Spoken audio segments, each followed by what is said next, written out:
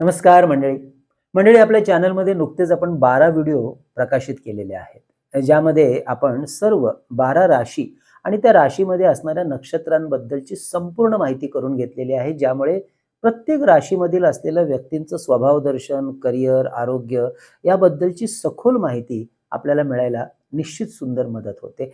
ज्याचा उपयोग आपल्याला निश्चितपणे आपलं व्यक्तिमत्व अजून जास्त बहारदार आणि आकर्षक बनवण्यासाठी, तसेच करिअर निवडण्यासाठी, उच्च शिक्षणाची माहिती घेण्यासाठी सुंदर रीतीने होताना दिसतो. अजूनपर्यंत आपण हे व्हिडिओ पाहिले नसतील तर अवश्य पहा. या सर्व 12 व्हिडिओंची लिंक खाली डिस्क्रिप्शनमध्ये दिलेली आहे. मंडळी, आता आपण सुरू केलेले आहे 27 भागांमध्ये राशीचक्रातील सर्व 27 नक्षत्रांच्या सखोल माहितीची ही मालिका. त्यामधला हा 16वा भाग आहे. या प्रत्येक नक्षत्रामध्ये 4 चरण असतात आणि या प्रत्येक चरणाबद्दल सुद्धा विस्तृत माहिती आपण यामध्ये करून घेत आहोत. यामुळे अर्थातच आपल्याला आणखीन जास्त, आणखीन विस्तृत माहिती आपल्या व्यक्तिमत्वाबद्दल, आरोग्याबद्दल, करिअरबद्दल मिळायला जास्तची मदत होईल. आणि सर्वात महत्त्वाचं म्हणजे आपल्या या नक्षत्राच्या मंडळींनी कोणती करायची साधना, उपासना, मंत्रपाठ ही सुद्धा माहिती यामध्ये असणार आहे. त्यामुळे व्हिडिओ अगदी शेवटपर्यंत संपूर्ण पहा. मंडळी, मी वास्तुज्योतिष सल्लागार नयन धोत्रे नेहमीप्रमाणे आपल्या सगळ्यांचं स्वागत करतो आपल्या या आवडत्या यूट्यूबवरील चॅनल ज्योतिष कट्टामध्ये. चॅनलला अवश्य सबस्क्राईब करा, सोबत दिलेलं बेलचं चिन्ह सुद्धा दाबा. चला तर मग माहिती करून घेऊया 27 नक्षत्रामधलं 16वं नक्षत्र विशाखा याबद्दल. विशाखा नक्षत्र हे तूळ आणि वृश्चिक राशीमध्ये येणारं नक्षत्र आहे. यातले पहिले 3 चरण हे तूळ राशीमध्ये आणि शेवटचा 4था चरण वृश्चिक राशीमध्ये येतो. हे राक्षसगणी नक्षत्र अशुभ नक्षत्र आहे. त्यामुळे कोणतेही शुभ कार्य या नक्षत्रावर केलं जात नाही. त्यासाठी हे वर्ज्य आहे. या नक्षत्राचा स्वामी ग्रह मात्र गुरु आहे आणि तत्व वायू. तर तूळ राशीचा स्वामी ग्रह आहे शुक्र, वृश्चिक राशीचा स्वामी ग्रह मंगळ. यामुळे गुरु, शुक्र आणि मंगळ या 3 ग्रहांचा प्रभाव या विशाखा नक्षत्रावर पडलेला दिसतो. विशाखा म्हणजे शाखाहीन आणि ज्याची पुढे वाढ होत नाही, उत्कर्ष होत नाही, अशा नक्षत्राची देवता आहे इंद्राग्नी. म्हणजेच इंद्र आणि अग्नी या दोन्ही देवतांचा प्रभाव या नक्षत्रावर असतो. याला त्रिपाद नक्षत्र म्हणतात, कारण 3 चरण तुळामध्ये आणि 1 चरण वृश्चिकेमध्ये. यातलं नामाक्षर ता, ती, तू, ते. या नक्षत्राचं चिन्ह सुशोभित तोरण लावून सजवलेलं प्रवेशद्वार. जुन्या काळामध्ये विजयश्री प्राप्त करून आलेल्या व्यक्तींच्या स्वागताप्रित्यर्थ दारामध्ये रांगोळी, सुशोभीकरण करून मुख्य प्रवेशद्वार हे फुलांच्या तोरणाने सजवले जायचे. तेच हे तोरण या नक्षत्राचं बोधचिन्ह असल्यामुळे या व्यक्तींमध्ये सुद्धा एक प्रकारची विजयश्री प्राप्त करण्याची अतिशय तीव्र इच्छा असतेच.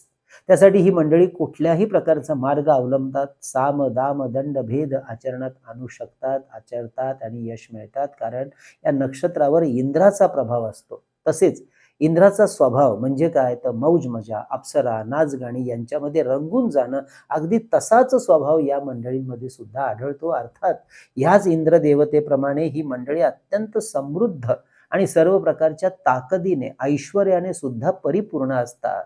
शिवाय अग्निदेवतेचा सुद्धा या नक्षत्रावरती देवता असल्यामुळे प्रभाव असतोच. आणि अग्नीप्रमाणे कधी तापट तर कधी तेजस्वी आणि जीवनातील संघर्षासाठी लढाऊ प्रवृत्ती, धैर्यवानता यांच्यामध्ये आढळतेच.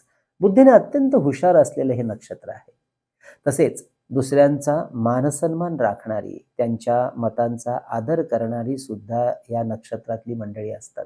असं असलं तरी आपली गोष्ट, आपला विषय, आपला मुद्दा खरा करण्यात सुद्धा तितकेच आग्रही आणि हुशार असतात.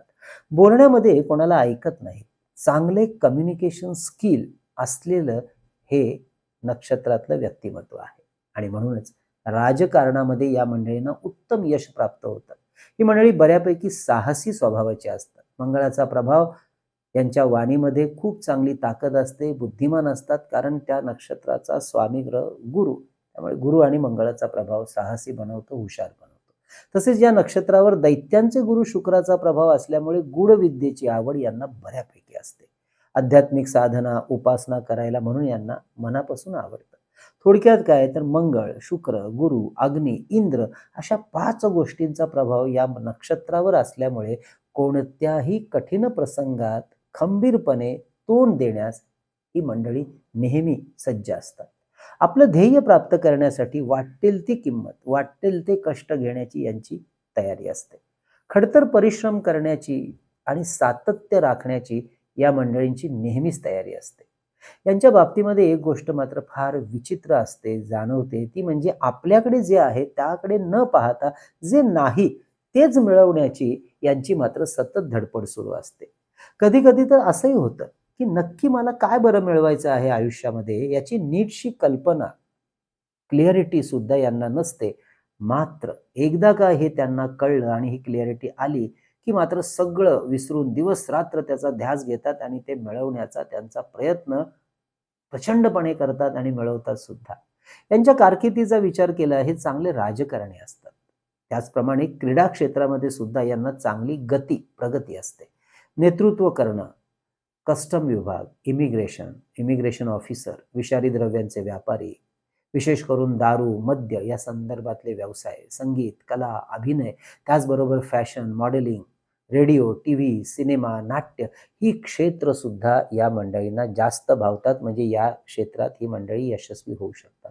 प्रदर्शन, आंदोलन, संरक्षण विभाग, पोलीस, सैनिक अशा विभागामध्ये सुद्धा यांना आवड असते, यश असते. धार्मिक कट्टरता या लोकांमध्ये बऱ्याच तीव्र स्वरूपाची असते. त्यामुळे धर्माशी संबंधित असलेल्या क्षेत्रात सुद्धा यांचा वावर असतो, यशस्वी वावर असतो. या नक्षत्रावर जन्मलेल्या व्यक्तींना संतती होण्यामध्ये मात्र बऱ्याचदा अडचणी येताना दिसतात. अशा वेळेला डॉक्टरी इलाजाबरोबर काही दैवी इलाज सुद्धा करावे लागतात असं ज्योतिषशास्त्र यांच्या बाबतीत सल्ला देतं. आणि तसा अनुभव सुद्धा बऱ्याच ठिकाणी येताना दिसतो या नक्षत्रात. अर्थात पत्रिकेतील सर्व ग्रहदशांचा अभ्यास करून हे ठरवणं जास्त योग्य ठरतं. जसे चांगले गुणधर्म आपण माहिती करून घेतो तसे काही वाईट गुणधर्म, नकारात्मक गुणधर्म सुद्धा असतात. जेव्हा हे नक्षत्र अशुभ स्थितीमध्ये असते किंवा यांचे संबंधित जे ग्रह आहेत ते मूळ कुंडलीमध्ये अशुभ स्थितीमध्ये असतील तेव्हा ते जाणवतात. तेव्हा ही मंडळी बऱ्याचदा नको असताना सुद्धा समोरच्याला सल्ला देत बसतात. म्हणजेच दुसऱ्याच्या कामात ढवळाढवळ करतात.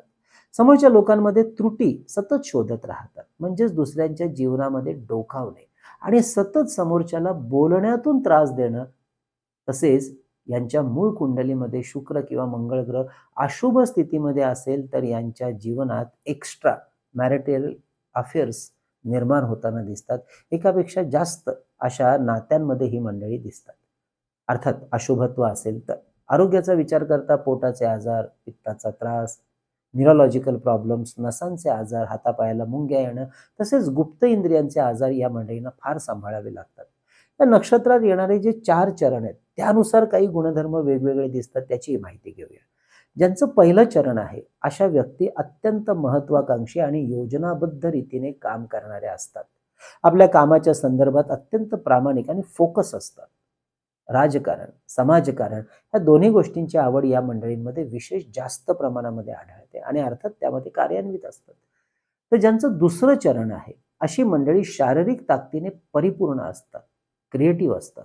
प्रचंड मेहनत करण्याची क्षमता या मंडळींमध्ये असते. परंतु मूळ कुंडलीमध्ये अशुभ ग्रहस्थिती असेल तर एक्स्ट्रा मॅरिटल अफेअर्स होण्याची शक्यता या चरणामध्ये जास्त असते. तिसरं चरण, या व्यक्ती अत्यंत भावनिक असून सतत नवनवीन विषय शिकत राहायला यांना आवडतो. चिकित्सक असतात, हुशार असतात.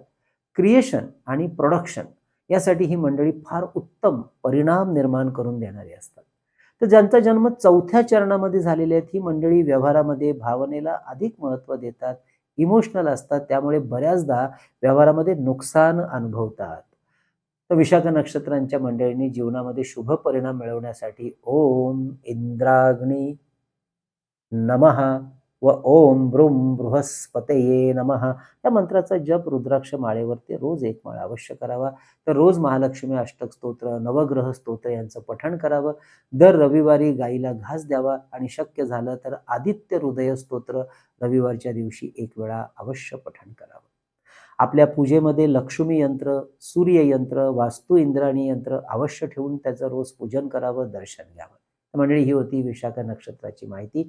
पुढच्या भागामध्ये आपण वृश्चिक राशीमध्ये येणाऱ्या अनुराधा नक्षत्रातली माहिती करून घेणार आहोत. तेव्हा पुन्हा एकदा ती माहिती घेण्याकरता आपल्या चॅनलला अवश्य भेट द्या, जे 17वं नक्षत्र आहे. मंडळी, आपल्या ज्योतिष कट्टाच्या वतीने आपण 3 पुस्तकं प्रकाशित केलीत. त्यापैकी विविध स्तोत्र आणि मंत्र यांचं संकलित केलेलं अप्रतिम पुस्तक चैतन्य लहरी भारतात कुठेही मागवायचं असेल तर आपला संपर्क नंबर 9892156163 या नंबरवर ₹330 फोन पे करून त्याचा स्क्रीनशॉट, तुमचा संपूर्ण पत्ता आम्हाला व्हॉट्सअप करा, पुस्तक घरपोच पाठवलं जाईल. त्याचप्रमाणे परमपूज्य टेंबेस्वामी महाराजांनी लिहिलेला 700 ओव्यांचा अप्रतिम ग्रंथ श्री सप्तशती गुरुचरित्र सार ₹151 फोन पे करून मागवू शकता. तर अष्टोत्तर शतनामावली ज्यामध्ये विविध देवदेवतांची आणि काही महत्वाच्या ग्रहांची 108 नावं संकलित केलेली आहेत, हे सुद्धा पुस्तक ₹151 फोन पे करून आपण मागवू शकता.